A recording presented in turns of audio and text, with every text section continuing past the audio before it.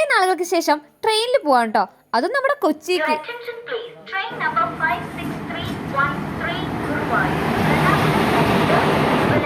അപ്പം നമ്മൾ കൊച്ചിക്ക് പോണത് നമ്മുടെ ഇന്റേൺഷിപ്പ്, ഫസ്റ്റ് ഇയർ ഇന്റേൺഷിപ്പ് വന്നേക്കണത് ഇൻഫോ പാർക്കിലാണ് കേട്ടോ.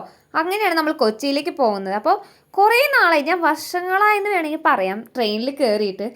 അങ്ങനെ ആലുവ റെയിൽവേ സ്റ്റേഷനിലാണ് ഇറങ്ങിയത്. അവിടുന്ന് നമ്മൾ നേരിട്ട് KSRTC സ്റ്റാൻഡിലേക്ക് പോയിട്ട് അവിടുന്ന് ഇൻഫോ പാർക്കിക്കുള്ള KSRTCയിലാണ് കയറിയത് കേട്ടോ. ആലുവയിൽ നിന്ന് ഇൻഫോ പാർക്കിക്ക് അരമണിക്കൂർ ദൂരം ഉണ്ട് കേട്ടോ.